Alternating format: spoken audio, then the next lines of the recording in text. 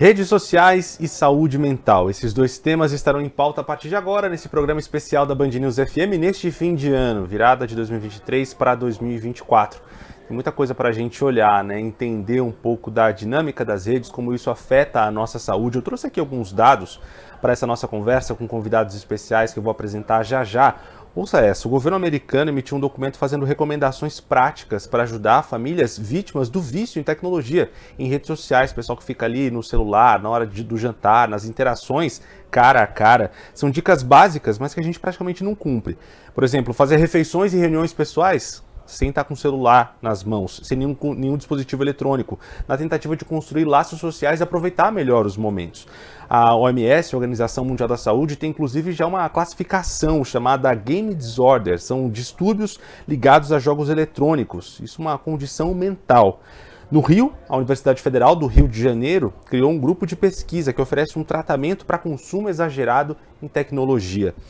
Esse ano de 2023, no pós-pandemia pleno, de verdade, né, com a gente voltando à vida normal como era, parece que a gente encontrou um ponto de não retorno. Nós estamos dependentes das redes sociais. E agora? Esse vai ser um dos temas desse nosso programa especial.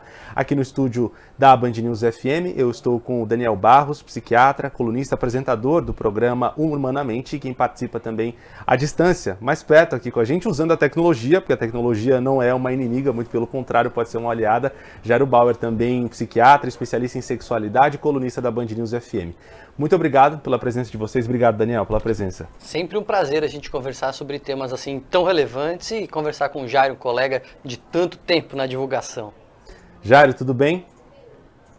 Muito legal estar com vocês. Sabe que eu sou fãzaço dos dois, né? Tanto do Renan como do Daniel. Então, muito bom estar aqui trocando um pouco sobre esse assunto tão importante. Como é que a gente consegue fazer um detox das redes sociais? Ou seja, se distanciar do celular, do computador, sobretudo quando estiverem conectados às redes pelas quais estamos completamente viciados. Vou começar com você, Daniel. Acho que a resposta é simples, Renan. A pergunta é difícil, mas a resposta é simples. A gente não consegue. Ponto. A gente não vai se desconectar, a gente não vai fazer jejum intermitente, a gente não vai fazer uma dieta restritiva. Então, fazendo analogia com o mundo da nutrição, eu acho que a gente precisa aprender a fazer um consumo mais adequado, um consumo mais saudável, um consumo que não nos atrapalhe, não nos sobrecarregue, mas eu não acho muito factível a ideia de a gente se desconectar totalmente, né? Porque, enfim, hoje é um mecanismo de trabalho para muitas pessoas, ferramenta de sobrevivência para outras pessoas, é a forma de a gente se conectar à distância muitas vezes. Sim, existe o vício, a gente vai falar disso aqui, os softwares aí, eles são feitos para hackear o nosso sistema cerebral e nos levar realmente à dependência, isso precisa ser combatido, mas eu acho que uma perspectiva mais realista, no meu ponto de vista, não vamos promover a abstinência total, mas talvez a gente precisa fazer um pouco de um uso controlado, sabe? Uma redução para fazer uma analogia com as outras dependências. Jairo, eu queria jogar a bola para você, até porque muitas das nossas maneiras de se relacionar, até relacionamentos afetivos, amorosos, estão também nas plataformas digitais, nas redes sociais. A gente vai falar mais disso mais para frente, mas esse termo não é à toa, né? Rede social, são as nossas construções, os nossos vínculos nesse ambiente virtual, e aí fica mais difícil se afastar dele, né? A gente não consegue viver sozinho, né? Eu concordo em gênero, número e grau com o Daniel. Eu acho que é impossível a gente pensar numa abstinência, né? Um detox digital total, mas sim, né? Na gente pensar talvez numa moderação, principalmente, né? Em algumas fases da vida que o indivíduo tem uma dificuldade maior de lidar de entender os limites e entender os impactos também que esse uso exacerbado de tecnologia pode estar tendo para a vida dele. Mas hoje a tecnologia permeia basicamente tudo que a gente faz, né? Assim, encontros amorosos, estudar para as provas, organizar reuniões, né? Quer dizer, tudo, né? Passa pela tecnologia e cada vez vai passar mais, né?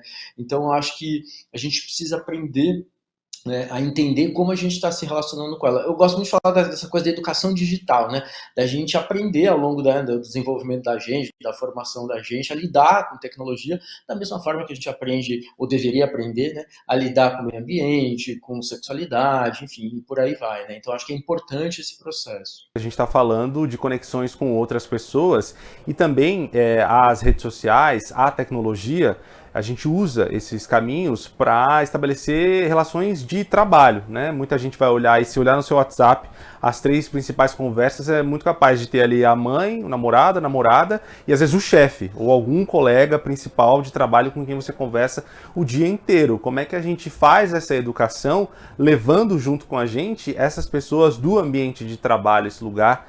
A gente é dependente, né, do nosso trabalho, do dinheiro que a gente vai cair na nossa conta do fim do mês. A gente não pode simplesmente virar as costas, tem que ter um jeito certo de conduzir essa conversa no ambiente de trabalho também, né, Daniel? Com certeza, e os limites entre trabalho e vida fora do trabalho já estão borrados há muito tempo. A tecnologia não a tecnologia atual das redes sociais e troca de mensagem não é a causa desse borramento, ela é mais quase que uma consequência, né, de um movimento que já vinha acontecendo, de o trabalho se misturando com a vida fora do trabalho, e a vida fora do trabalho se misturando com o trabalho, e de novo, esse acho que é mais um fenômeno que a gente precisa aprender a lidar mais do que combater, sabe? Às vezes a gente fica meio assim, conservador demais, no sentido de não precisamos voltar ao que era, vamos voltar ao que era. E a gente vê com a história que voltar ao que era nunca acontece, né? As coisas só vão mudando, vão mudando. Então, acho que o nosso esforço tem que ser no sentido de mudar numa direção que seja adequada, que não nos agrida, que seja coerente com os nossos afetos, com as nossas emoções, enfim, com quem nós somos de fato. Impor limite é muito difícil, né? Esse talvez seja uma das grandes dificuldades que as pessoas têm, sobretudo o pessoal que coloca ali no aplicativo de relacionamento, terapia em dia, né? Quem faz acompanhamento, dizer não, saber dizer não é muito difícil, né, Jairo? Eu acho, e essa história que o Daniel estava comentando do borramento, eu acho que é uma questão que vem de muito antes, né? Vem de como a gente está se organizando, né? Como sociedade, né? Como os nossos meios de produção têm mudado, né? A forma como a gente lida com a questão do trabalho tem mudado nesses anos todos, e eu acho que muitas vezes isso que você comentou, né? A gente começa a trabalhar ou interagir com outras pessoas, às vezes antes de sair da cama, né? Toca o seu despertador, você já está ali no WhatsApp, ou enfim, em algum sistema de comunicação, você passa o dia, você vai para a cama e você continua a responder mensagens, né? Às vezes guiando, né? Conduzindo seu veículo, você responde mensagens, almoçando, jantando, interagindo, né? Com seus amigos, com seu parceiro, com sua parceira, enfim, né? Isso passou a fazer parte, né? Da sua vida o tempo inteiro, né? E aí é complicado isso, né? Porque primeiro fica essa questão da atenção, né? Que fica meio flutuante, né? Você nunca está prestando atenção em uma coisa só o tempo todo, né? Eu acho que essa questão do limite fica difícil, né? Porque às vezes você tem dificuldade de perceber limite, as pessoas com quem você está interagindo também têm dificuldade em perceber limites.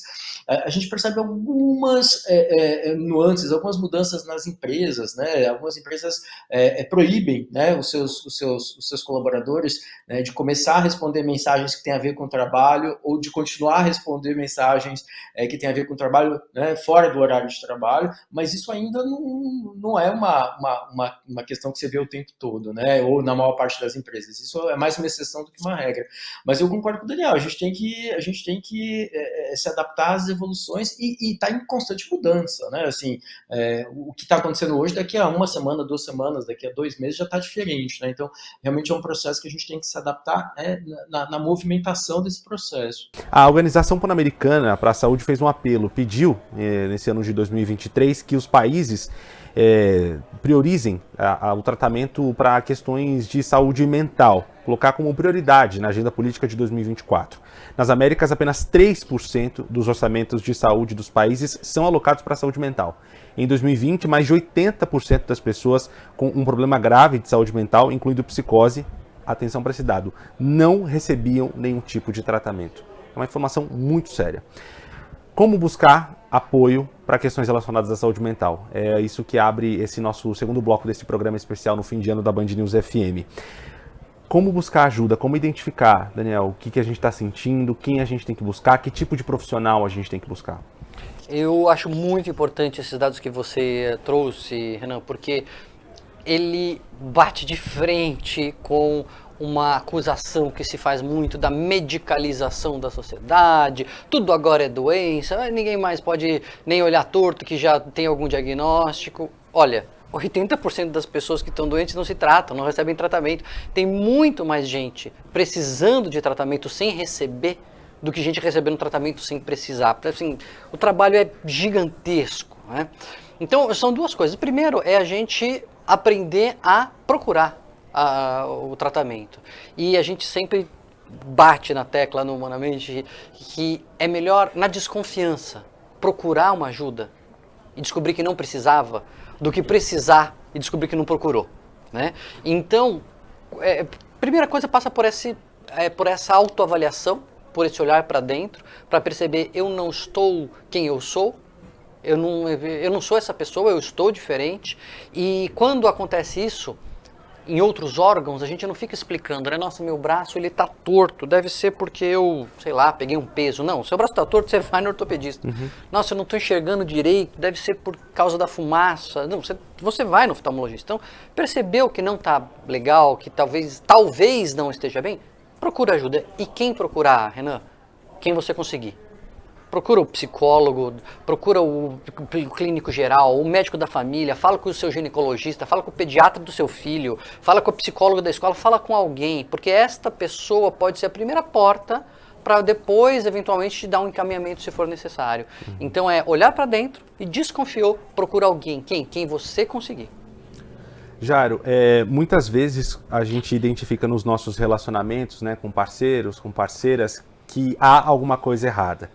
E como é que a gente pode ajudar, então, quem precisa de ajuda e está ali do nosso lado? Se eu me relaciono com alguém, eu estou convivendo com alguém no dia a dia, né, e eu percebo que essa pessoa não está legal, né, e normalmente quando você está com alguém, né, quando você mora com alguém, quando você divide o mesmo teto com alguém, e quando essa pessoa não está legal, você também, de alguma forma, fica impactado com aquelas questões, né. Então, existe ainda muito estigma em relação às questões de saúde mental. Eu acho que a gente tem que falar, né, do que a gente está sentindo, ou como a gente está, ou das angústias e sofrimentos que a gente está enfrentando, né? E acho que assim, a resposta natural seria assim, com a pessoa com quem eu vivo, deveria ser a pessoa com quem eu tenho mais facilidade de falar sobre isso. E às vezes não, né? Às vezes eu me escondo atrás desses meus medos, desses meus preconceitos, desses meus tabus, desses meus estigmas, e eu fico fermentando, né, essas minhas dificuldades, né? Então, eu costumo dizer também assim que às vezes você tá jogando bola, machuca um dedinho,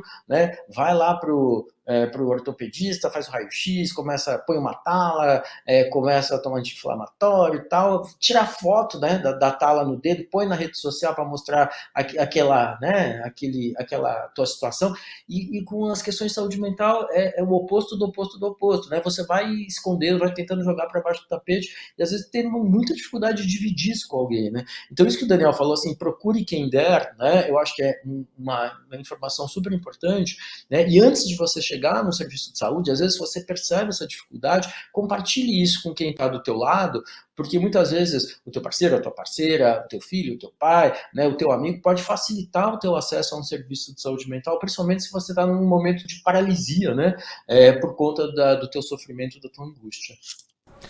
Daniel, eu queria trazer uma pergunta para você, porque às vezes pode nos gerar um pouco de sofrimento quando a gente está num relacionamento, ou mesmo com pessoas da nossa família, quando essa pessoa recebe algum diagnóstico, está fazendo algum tipo de tratamento, bate às vezes uma frustração, né, de não poder fazer mais, não poder apoiar, né, aquele sentimento de onde foi que eu errei, como é que eu não vi chegar a esse ponto. O que a gente pode falar para pessoas que estão vivendo essa situação, que estão nesse contexto, que às vezes pode gerar um pouco dessa frustração? E a gente tem que, primeira coisa, tirar o pé disso, tirar a culpa, porque a gente não sabe o que foi que aconteceu. Os transtornos mentais, eles são multifatoriais, como a gente diz, é uma série de coisinhas que se somando para levar a um adoecimento, não é um fator ou outro fator. Então, muito mais importante do que encontrar os culpados, né, encontrar os responsáveis, é estender a mão e acolher. Queria lançar uma pergunta para os dois relacionada ao fim de ano. Muita gente relata, né, que sente aquela bad vibe, assim, não tô muito legal, não gosto desse período, fico meio deprê, fico meio para baixo. E a gente parece não se permitir, e por influência das redes sociais, voltando ao nosso primeiro bloco, porque tá todo mundo sempre muito feliz no Instagram, né? Tá todo mundo sempre muito bem. E aí, nossa, é final do ano e eu não tô bem, eu não tô legal, eu não tô feliz. Tudo bem não estar tão bem num período de festas, Jairo? Eu acho que tudo bem não estar tão bem no período de festa, sim, né? A gente fala muito isso, né? As redes sociais, na verdade, são uma versão editada, né? Melhorada da vida de todo mundo, né? O problema é que, às vezes, a gente faz isso, mas tem dificuldade de perceber que o outro pode estar fazendo isso também, né? Principalmente, eu acho que nos momentos que a gente está mais vulnerável, né? E para algumas pessoas, o reencontro com os familiares, ou mesmo a distância dos familiares em algumas situações, pode provocar uma tristeza, uma angústia, uma infelicidade, enfim, né? Você pode não estar bem, né, por conta dessa situação. E aí, o que eu acho, né? Longe de querer oferecer uma solução para todo mundo, as pessoas são muito diferentes e podem estar vivenciando isso em situações diferentes das suas vidas, né? Mas eu acho que é entender o que está incomodando, né? Perceber, aproveitar esse momento para perceber o que pode estar acontecendo. Quem sabe no ano que vem eu consigo fazer diferente, quem sabe eu consigo passar por essa fase se eu entender melhor por que está me causando algum tipo de desconforto. E se isso estiver muito impactante, né? Se isso estiver tendo um impacto assim tremendo na minha vida, será que eu não preciso buscar ajuda? Será que eu não preciso de alguma forma aprender a lidar melhor com essas situações, né? O sonho de muita gente é estar em família, mas para muita gente estar em família, dependendo da família, da situação familiar, das relações familiares, pode ser altamente ansiogênico, né? Pode gerar muita ansiedade, pode gerar muita cobrança, e isso faz provoca um desconforto na pessoa. Então, acho que entender que as pessoas são diferentes, tentar aprender, olhar para dentro, perceber o que está acontecendo, aprender a lidar melhor com essas situações e, eventualmente, buscar apoio, buscar ajuda para poder enfrentar, né, esse momento. E tudo bem não está bem? Tudo bem não está bem, né? Agora, se estiver te incomodando demais, acho que vale a pena você, talvez, buscar algum tipo de suporte. É isso, é até o tema do meu livro mais recente, né? Viver é melhor sem ter que ser o melhor. A gente não tem que ser o melhor, não tem que estar bem. A felicidade, ela é uma possibilidade, ela não é uma obrigação. Então, é inclusive possível a gente tentar encontrar coisas boas numa festa que aquela pessoa não está mais, num momento que é de confraternização, mas que existe uma dor. A dor, ela não é um impeditivo para nós também encontrarmos coisas positivas, mas é uma positividade que é uma possibilidade, não é uma obrigação. Não pode ser imposto, porque isso traz só mais desgaste. 2023 ficou marcado pelo chamado golpe do amor. Você certamente deve ter ouvido falar sobre isso. Em grande parte dos casos, homens heterossexuais são atraídos em promessas de relacionamento com mulheres interessadas em encontros sexuais. Chegando lá, no dia marcado, são assaltados, alguns são sequestrados, roubados. É um jeito que criminosos usam para aplicar golpes no que ficou conhecido aí como um novo caminho para criar laços afetivos e sexuais, às vezes o único possível para muita gente, que são os aplicativos de namoro, aplicativos de relacionamento. As coisas mudaram, né? Tem diminuído bem a pressão social pelo príncipe encantado, pelo casamento longínquo, com filhos, netos, a casa cheia aos domingos. Sobretudo em ambientes mais progressistas, se discute outro tipo de coisa. Casamento aberto, monogamia, poliamor, sexo casual, vida sem filhos. Parece que a gente tem mudado o nosso jeito de amar, o nosso jeito de se relacionar. Jairo Bauer está aqui na nossa linha com a gente, também Daniel Barros, os dois colunistas da Band News FM. Eu queria jogar para você, Jairo, a questão dessas novas formas de se relacionar. A gente falou muito, pelo menos nas redes sociais, se discutiu bastante nesse ano de 2023 a não monogamia. Não é um tema novo, né? Você pode falar um pouco mais para a gente? Eu acho que foi um ano que a gente falou muito disso, né? Muito se discutiu sobre esse assunto, né? E eu acho que, assim, talvez a questão mais importante, né, é saber que não existe um modelo único para todo mundo, né? Para mim, de repente, a relação não monogâmica é uma possibilidade, né? Para outra pessoa, a relação monogâmica é a única possibilidade, né? Então, não tem como pensar em uma relação não monogâmica, né? E para outras pessoas isso pode mudar ao longo da vida, né? Então, o que eu acho importante dessa discussão, né, é a gente, assim, talvez democratizar um pouco as possibilidades. Tem gente que realmente não consegue se adaptar a um modelo de uma relação monogâmica, uma relação casar, ter filhos, né, e que o casamento seja eterno, enfim, né? Tem gente que se adapta super bem a esse modelo, tem gente que não consegue se adequar a esse modelo. Então, eu acho que é importante que a gente deixe claro que existem possibilidades. Na real, eu acho que essas possibilidades sempre aconteceram, né? Talvez de uma forma mais velada, talvez de uma forma mais escondida, menos dividida, né? Mas nesse momento das redes sociais em que tudo é falado, tudo é publicado, tudo é compartilhado, tudo é dividido, né? Eu acho que essas questões também se tornaram mais evidentes, né? Eu acho que elas apontam para isso, né? Uma possibilidade maior, né? E ninguém tem que ser obrigado a nada, né? Eu não tenho que querer bancar o moderninho e me encaixar numa relação não monogâmica se eu acho que eu não dou conta do recado. De novo, né? Eu acho que monogamia e não monogamia não é para todo mundo, ou não é para todo mundo em todos os momentos da vida. Né? E Daniel, tem um aspecto importante que a gente precisa considerar aí, que é essa dinâmica das redes sociais, né? As pessoas exibindo e contando como é o relacionamento delas, a dinâmica, que é diferente de outras dinâmicas consideradas tradicionais, e tem um pouco de, tá vendo como eu sou melhor, tá vendo como eu sou mais evoluído que você? A gente falava no segundo bloco sobre o seu livro, sobre essa busca por uma performance. Relacionamento é performance, né? Entre os integrantes desse casal, desse relacionamento, que às vezes podem ser mais de 2 pessoas, e também para fora. As pessoas querem mostrar como a grama delas está sempre muito mais verde.